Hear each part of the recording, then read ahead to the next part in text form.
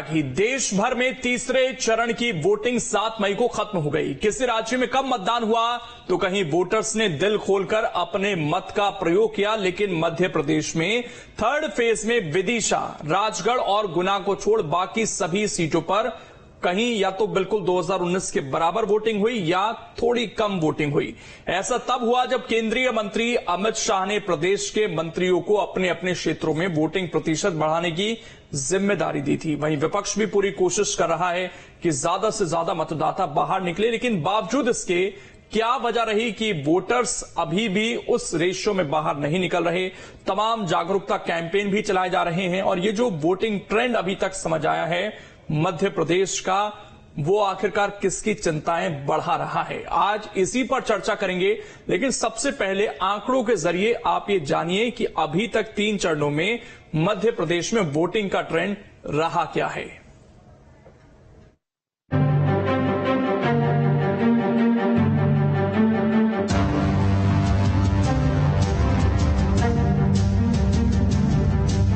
लोकसभा चुनाव के 3 चरणों के लिए वोटिंग हो चुकी है। 7 मई को 93 लोकसभा सीटों के तीसरे चरण के मतदान में 64.5% वोटिंग हुई।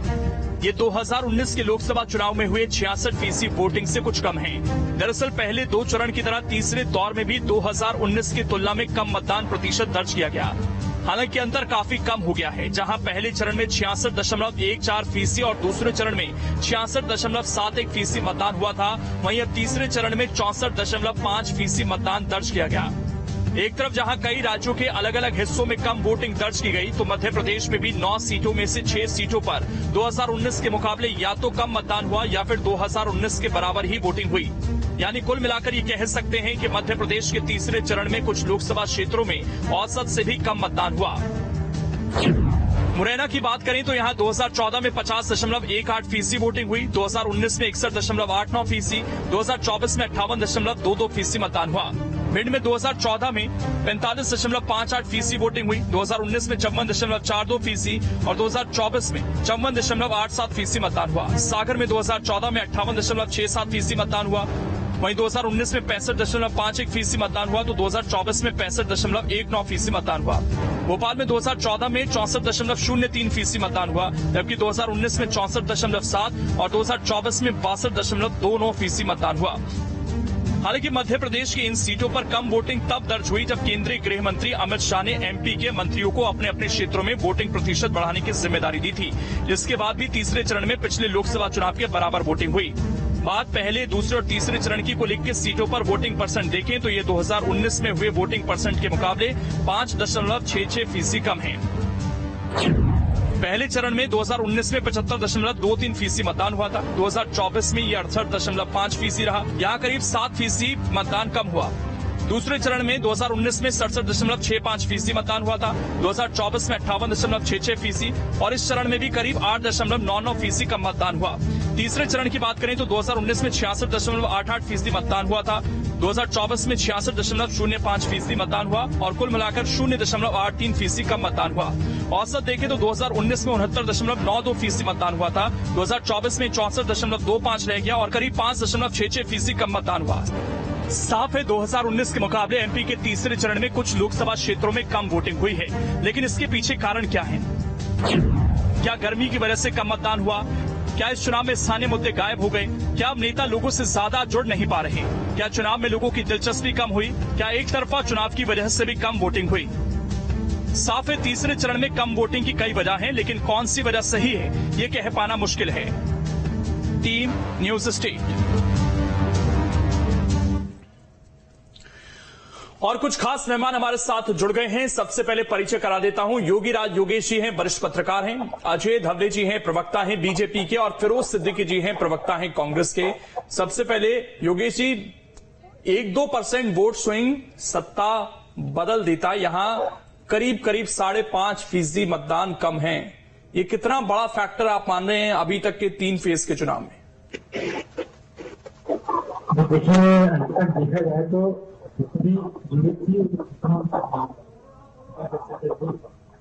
लेकिन सर आपका ऑडियो ठीक से नहीं आ पा रहा, मैं आता हूं आपके पास। अजय जी से मैं ये सवाल लेता हूं। अजय जी, आप लोग सत्ता में हैं और करीब 5% मतदान कम हुआ है, वो भी ऐसे समय में जब आपकी पूरी कोशिश थी कि ज्यादा से ज्यादा मतदाता बाहर निकलें, लेकिन ऐसा हो नहीं पा रहा।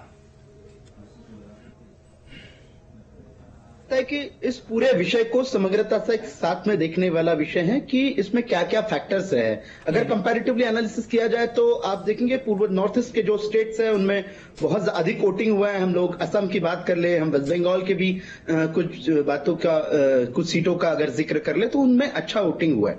रही बात मध्य प्रदेश की, उत्तर प्रदेश की या गुजरात की या महाराष्ट्र की, कंपैरेटिवली इन क्षेत्रों में हम देखेंगे कि ट्रॉपिकली सूर्य की गर्मी की तपिश और ये सारी वजहों से भी हम इसको एक फैक्टर मान सकते हैं।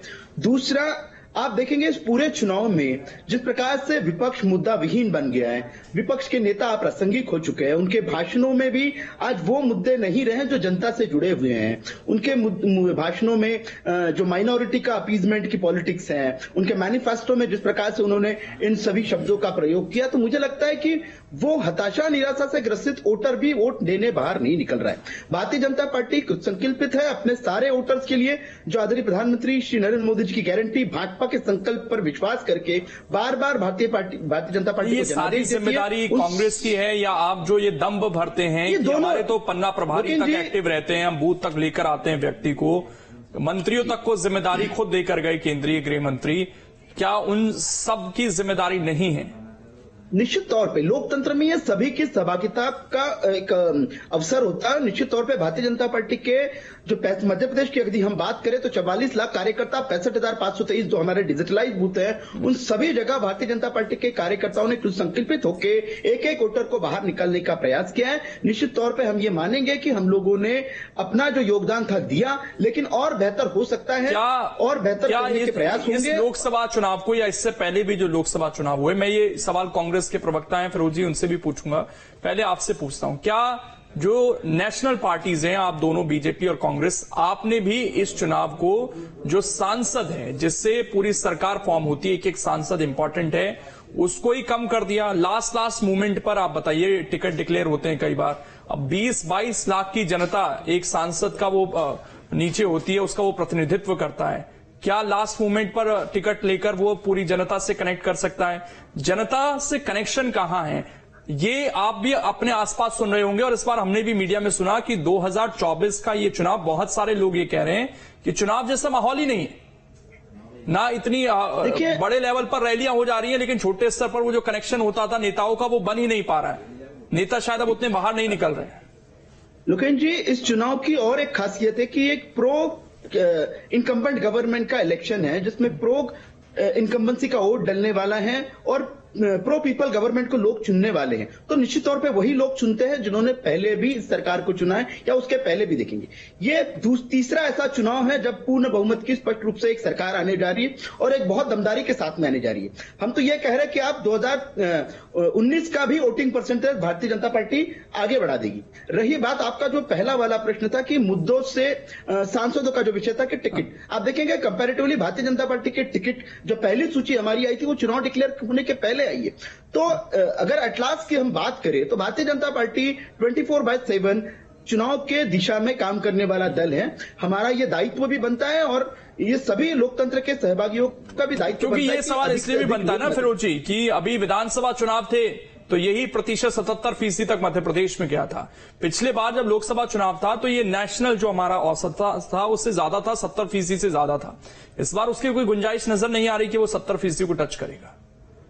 देखिए, ऐसा है कि पहली बात तो 2-3 इसमें फैक्टर। भारतीय जनता पार्टी ऐलान कर रही थी कि हम हर बूथ पे 370 वोट बढ़ाएंगे, हमारा पन्ना प्रमुख बाहर निकलेगा, हमारे लोग बाहर निकलेंगे और हम 10% वोट हर बूथों पर बढ़ाएंगे। लेकिन ऐसा कुछ हुआ नहीं, बल्कि वोटिंग परसेंटेज ड्रॉप हो गया।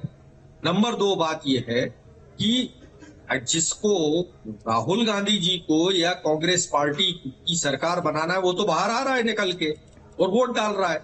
जिसको बीजेपी की सरकार नहीं बनानी है वो बाहर नहीं निकल रहा है। नंबर 2 बात। नंबर 3 बात, आप पूरे देश का एनालिसिस कीजिए कि जहां जहां भारतीय जनता पार्टी की सरकारें हैं या जहां जहां भारतीय एनडीए के सांसद हैं, उन सीटों पर जो है वोटिंग परसेंटेज बहुत ड्रास्टिकली ड्रॉप हुआ है। और ये पूरे देश में आप अलोंग द मतलब नॉर्थ टू साउथ और ईस्ट टू वेस्ट कहीं भी देख लीजिए, ये स्थिति है भारतीय जनता पार्टी की। अगर नॉर्थ ईस्ट में बढ़ा है मतदान तो आप त्रिपुरा को एक आध जगह छोड़ दीजिए, बाकी की आप जगह देखिए नॉर्थ ईस्ट में सब जगह बड़ा मतदान बढ़ गया है। आप देखिए कर्नाटक में हमारा मतदान जो है बराबर पे आया है। शायद नहीं होता है फिरोज जी कि नॉर्थ के जो बड़े राज्य हैं वहां पर शायद जनता उतनी उत्साहित नहीं है, वहां पर विपक्ष कमजोर दिखाई दे रहा है। उनको ये लगता है कि कोई है ही नहीं टक्कर में, एक तरफा चुनाव हो रहा है तो क्यों वोट देने जाएं फिर। देखिए अब ये तो कोई भी कुछ भी एनालिसिस कर सकता है। हाँ। एक तरफा चुनाव हो रहा है तो कर्नाटक की जनता को भी ये सोच लेना चाहिए, तमिलनाडु में भी ये सोच लेना चाहिए, साउथ इंडिया में तो कंपैरेटिवली ज्यादा अच्छा टर्नआउट है। और दूसरी बात है बल्कि कर्नाटक में तो मैंने देखा कि वहां बराबर आ गया टर्नआउट जो था, बल्कि 2% बढ़ा हुआ है। तमिलनाडु की भी यही स्थिति है, केरला की भी यही स्थिति है। लेकिन जहां जहां भारतीय जनता पार्टी का वोट गया है वहां ये सब ड्रॉप हो रहा है। दूसरी बात, किसी राजनीतिक दल में खलबली नहीं है। भारतीय जनता पार्टी में क्यों खलबली है? कभी अमित शाह आ रहे हैं, वो बैठक कर रहा है, कभी अभी जूम मीटिंग की थी इन्होंने 6 तारीख को, 5 मई को रात में जूम मीटिंग हुई थी और उसमें करीब 70-80 लोग जुड़े थे, वो पूरे देश के जुड़े थे। और हर मंत्री को टारगेट दिया है और कहा है कि अगर आपका वोटिंग परसेंटेज कम रहा तो आपका मंत्री पद चला जाएगा, आपको विधायक को अगली टिकट नहीं मिलेगी। तो ये सारी हड़बड़ी भारतीय जनता पार्टी में आपको कोई दिक्कत नहीं 5% ड्रॉप होने से? देखिए हमारा स्पष्ट कहना है कि जो हमारा वोटर है, हमारा बूथ से हम हमारे वोटर से वोट डलवा रहे हैं। जिन पोलिंग बूथ्स पे हम जीतते आए हैं उन पोलिंग बूथ पे आप एवरेज देख लीजिए। कांग्रेस पार्टी जिन पोलिंग बूथ्स पे जीती है उन देखिए उसका टर्नआउट एक जैसा है। जो ड्रास्टिकली ड्रॉप हो रहा है वो भारतीय जनता पार्टी के इलाके में। मैं अजय जी उंगली उठा रहे मैं आऊंगा एक बार। योगी राज योगेश जी हैं, उनका एक रिएक्शन लेता हूं। योगेश जी, 2 दलीय है मध्य प्रदेश में व्यवस्था, बीजेपी है, कांग्रेस है, तीसरे का कोई स्कोप ज्यादा अभी दिख नहीं रहा है। उसमें अगर 5% ड्रॉप हो रहा है तो जाहिर तौर है इन दोनों राजनीतिक पार्टियों का ही शायद वो सबसे ज्यादा ड्रॉप हो रहा होगा। तो दोनों पार्टियों के लिए क्या ये चिंता की बात है? नहीं, बिल्कुल ये चिंता की बात तो है ही। मेरी आवाज आपको मिल रही है? जी जी बिल्कुल आ रही है सर, बोलिए। हाँ, मैं ये कह रहा हूं कि इस बार जो वोटिंग परसेंटेज को लेकर कई सारे ट्रेंड सामने आए और कई नए ट्रेंड भी सामने आए। एक तो क्या है कि हमारे सामने 2019 का टारगेट सेट है, जब मध्य प्रदेश में और पूरे देश में करीब करीब बम्पर वोटिंग हुई थी। अब वो बार बार यही आता है कि 2019 में इतनी वोटिंग हुई तो उसकी तुलना जब हम करते हैं इस बार की वोटिंग से तो हमें कम नजर आता है।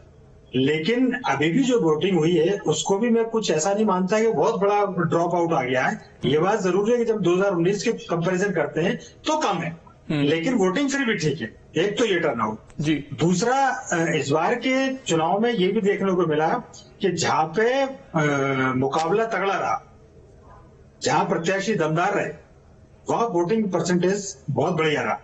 मध्य प्रदेश में फर्स्ट फेज में छिंदवाड़ा में जबरदस्त वोटिंग हुई 75 के आसपास। इसके बाद फिर हम अभी इस वाले फेज की बात करें तो राजगढ़ जो बहुत कम वोटिंग होती थी वहां जबरदस्त वोटिंग रही। वहां दिग्विजय सिंह जी रोड में लागत का मुकाबला है। विदिशा में चूंकि चीफ मिनिस्टर पूर्व सीएम चुनाव लड़ रहे हैं, वहां बढ़िया वोटिंग हुई। सिंधिया लड़ रहे हैं, वहां वोटिंग हुई। तो कहने का अर्थ ये भी देखने को आया कि जहां प्रत्याशी मुकाबले कर रहे हैं वहां वोटिंग हुई। इन प्रत्याशियों ने अपने कार्यकर्ताओं को प्रॉपरली मोटिवेट किया, मोबिलाइज किया कि वो घर से निकले और लोगों को भी निकाल के लाए। इनका चुनाव मैनेजमेंट बहुत तगड़ा रहा, ये जो जिनकी मैं बात कर रहा हूँ। तो जहां ये सारे मैनेजमेंट ठीक रहे वहां वोटिंग परसेंटेज काफी अच्छा रहा। और बाकी एक बात ये जरूर है कि अब एक नई चीज मुझे इस चुनाव में देखने को मिली और वो ये देखने को मिली, मैं 1989 से देख रहा हूँ भोपाल का चुनाव, जब सुशील चंद्र वर्मा जो आईएएस थे उस समय चीफ सेक्रेटरी से रिटायर हुए थे, वो जब चुनाव लड़े तो चुनाव के दौरान वो घर घर गए। इतनी महत्वपूर्ण जिम्मेदारी निभाने के बावजूद 89 का चुनाव ऐसा था कि प्रत्याशी घर घर जाते थे। अब ये अंतर आया कि इस बार के चुनाव में प्रत्याशी नजर ही नहीं आए, और आए तो या तो रोड शो में नजर आए, हाय और बाय कह के निकल लिए। तो जब प्रत्याशी बाहर नहीं निकल रहा तो मतदाता कैसे बाहर निकलेगा? तो ये थोड़ा सा चेंजेस ये देखने को आया। जो मेहनत होनी चाहिए थी कैंडिडेट की तरफ से, पॉलिटिकल पार्टीज की तरफ से जो मेहनत होनी चाहिए थी, वो इस बार कम थोड़ा देखेंगे। अगर पिछले चरण का अगर थोड़ा मैं भिंड, सागर या फिर मुरैना इन इलाकों को देखूं, खासकर अगर ग्वालियर चंबल के देखूं, ग्वालियर में अच्छी वोटिंग हुई है, हालांकि पिछली बार से बढ़ी है, लेकिन फिर भी भिंड जैसे इलाके, मुरैना जैसे इलाके, वहां पर कुछ घटनाएं भी सामने आई। क्या उसका भी फर्क पड़ता है? और ये इलाके वैसे भी थोड़े सेंसिटिव रहते हैं। देखिए, भिंड, मुरैना, गुना, ग्वालियर ये वो इलाके रहे हैं जिनको अपन कह सकते हैं कि ये आजादी के बाद भी आज भी जागरूक नहीं हुए। यहाँ पोलिंग जब बूथों पर पोलिंग बूथ लुट जाते थे, बैलेट पेपर से जब चुनाव होते थे, मतपेटियां कुएं में मिला करती थी, लेकिन आज भी वहां के लोगों में मैं समझता हूँ कि उतनी अवेयरनेस नहीं आई है। और आज भी आप देखोगा जातिवाद का फैक्टर बहुत जबरदस्त है और थोड़ी थोड़ी जरा सी बात पर गोलियां चल जाती हैं। और इसलिए जब ये घटनाएं होती हैं तो लोगों के मन में थोड़ी सी शंका रहती है कि क्यों जबरन में वहां जाया जाए जो कुछ सेंसिटिव जोन है, और वो इलाका तो पूरी सेंसिटिव इलाका है, तो वहां ये घटनाएं आम जिंदगी में भी होती रहती हैं। बिल्कुल, इलेक्शन वाले दिन भी हुई, हालांकि उसको इलेक्शन से जोड़ा नहीं गया। लेकिन अजय जी, सवाल तो आपके संगठन को लेकर सबसे ज्यादा उठ रहे हैं, क्योंकि आप लोग ये दावा हर बार करते हैं कि हमारा संगठन सबसे बड़ा है, और फिरोज जी भी कह रहे थे भाई हमारे वोटर तो आ रहे हैं, ये बीजेपी के हैं जो नहीं आ पा रहे हैं। तो लोकेश जी, फिरोज जी ने कहा था कि जो हम लोग जिन बूथों पे जीते हैं उन्हीं बूथों पे वोटिंग परसेंटेज बढ़ा है। तो जिस पार्टी के 50 सांसद है लोकसभा में, वो ये बात कर रही कि हमारे जहां सांसद जीते वहां की, तो ये मुझे लगता है कि एनालिटिकली ये फिट नहीं बैठता उनका स्टेटमेंट। भारतीय जनता पार्टी के 303 सांसद थे, और उससे भी बेहतर से आप बात करेंगे कि भारतीय जनता पार्टी का कंपैरेटिव वोट परसेंटेज अगर आप 2023 के विधानसभा चुनाव को अगर आप एक थ्रेशोल्ड रखते हैं, तो निश्चित तौर पे हम लोगों को जितना 49% विधानसभा के चुनाव में मिला है, उससे अधिक हम बात करें 51 भी कम क्रॉस करने जा रहे हैं। तो निश्चित तौर पर संगठन ने अपना काम किया है, लेकिन एक चुनाव में जब जाते हैं तो आपके सामने एक मजबूत विपक्ष भी होना होता है, उसका भी वोट बाहर निकलने की। चलिए, मैं एक आखिरी सवाल इस पर फिरोज जी से ले लेता हूं। फिरोज जी, देखिए, अभी अगर हम 2023 का विधानसभा चुनाव पैमाना बनाते हैं तो 2-3 सीट हैं जहां पर कांग्रेस ने अच्छा किया, आदिवासी बेल्ट में खासकर विधानसभा चुनाव में। तो अगर यहां पर वो टक्कर वाली स्थिति है, चाहे बात रतलाम की कर लें या फिर हम खंडवा की कर लें या अन्य जगहों की करें, खरगोन की कर लें, यहां आपको लग रहा है कि इस बार कम से कम चौथे चरण में वोटर्स बाहर निकलेंगे? देखिए, चौथे चरण में जो है वो प्रयास कांग्रेस पार्टी का भी रहेगा कि हम तो लोगों से अपील कर रहे हैं कि वोटर निकले और अच्छा टर्नआउट। दूसरी बात आप ये भी देख लीजिए कि गुजरात में 5% ड्रॉप हुआ, यहाँ के मोदी और अमित शाह हैं, 5% वोट नीचे गिर गया, लेकिन आदिवासी क्षेत्रों में वहां भी टर्नआउट बढ़ा है। तो आप ये वोटिंग परसेंटेज से किसी चीज का आइडिया नहीं लगा सकते। लेकिन अजय धवले जी ये क्यों नहीं बता रहे कि भाई ये क्यों बैठ के कर रहे हैं रोज, इनको इतनी हड़बड़ी क्यों है, क्यों ये टारगेट दिए जा रहे हैं लोगों को, मंत्रियों को धमकाया जा रहा है, किसी को डराया जा रहा है? एक बात। दूसरी बात, आप खुद ही कह रहे थे कि हम तो 370 वोट बढ़ाएंगे, हमारा टारगेट है, आप तो एक वोट इसमें नहीं लेकिन ये क्लैरिटी नहीं है कि उनके 370 उन्होंने बढ़ाए, आपके वो घट ना गए हो। खैर, ये तो मैं 4 जून को पता चलेगा सर, लेकिन बहरहाल समय इतना ही। आप जुड़े, बहुत बहुत शुक्रिया आप तीनों का। और वोटिंग को लेकर अभी कयासबाजी जारी है, क्योंकि रिजल्ट में अभी समय है और चौथे चरण को लेकर भी तैयारी पूरी है। तो चौथे चरण के बाद मध्य प्रदेश का जो चुनाव है वो भी समाप्त हो जाएगा। लेकिन हम यही अपील करते हैं और पूरे इलेक्शन में हमने यही कैंपेन चलाया कि ये अच्छे संकेत नहीं है कि वोटर्स बाहर नहीं निकल रहे हैं। ज्यादा से ज्यादा बाहर निकलिए, वोट जरूर डालिए। फिलहाल छोटा